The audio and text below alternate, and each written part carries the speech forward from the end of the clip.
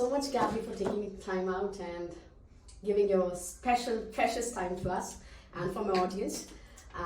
So we would be talking about English language and the necessary things that English language learners need.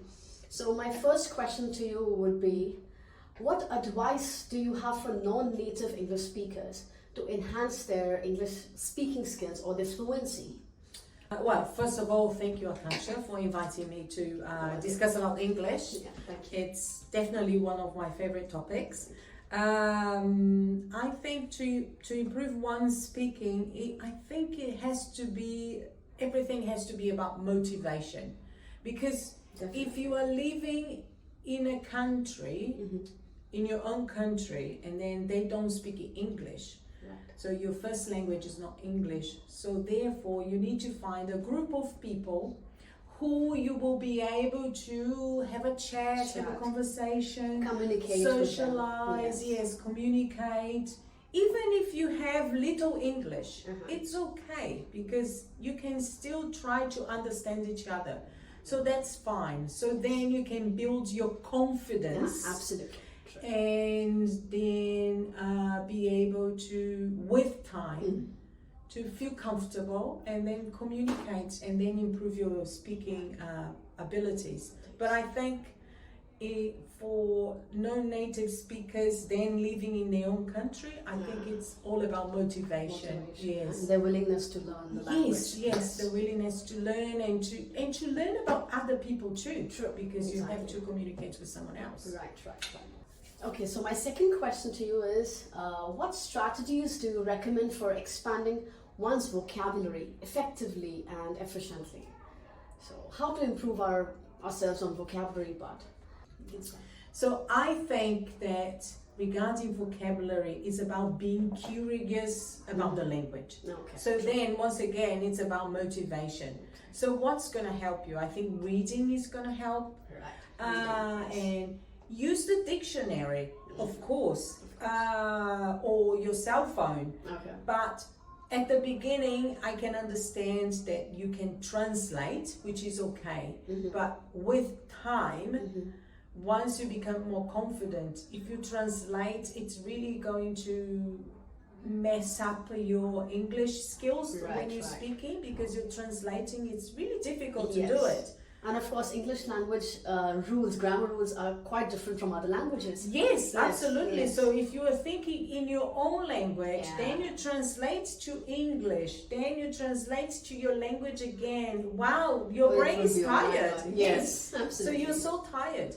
Right. So reading is good. Of course, watching movies is always good. And be curious about the language. If you don't know a word, ask.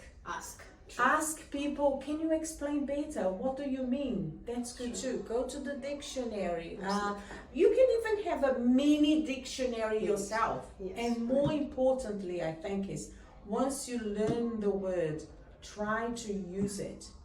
Because there's no point of learning a word if you don't understand. Exactly. How can you use it? So then you can improve and really expand that vocabulary for reading, writing, and speaking. Practice those words in your daily language. Absolutely, yes.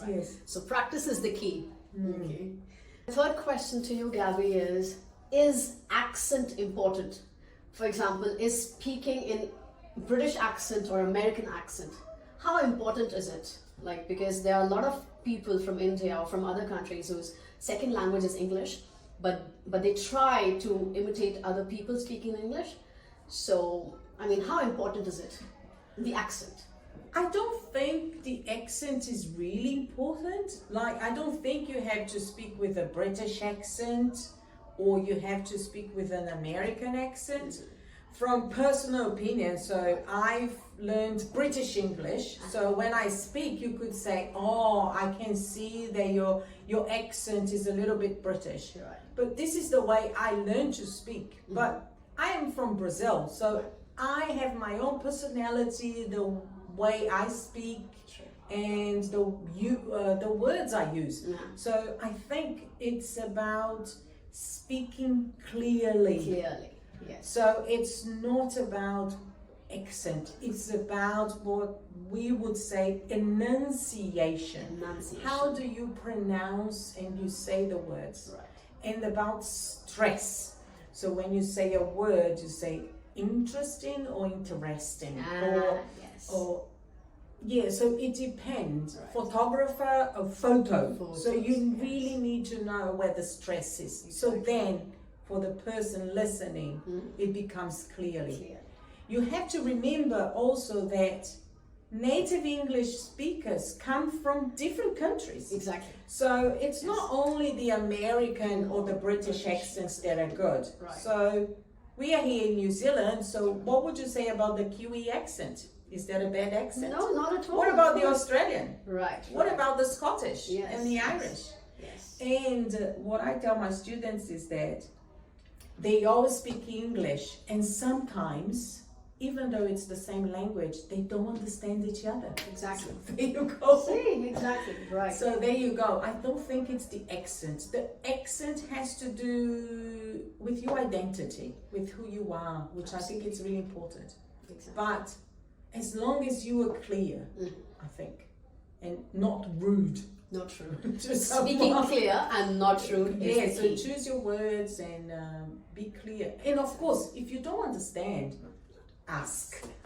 Asking is the key. Yes, yes. So Thank you so much, Gabi, for helping us and my audience with your answers, with your experience. Thank you very much. thank you, Akanksha. No worries. So Bye-bye. see you soon. See ya. Bye.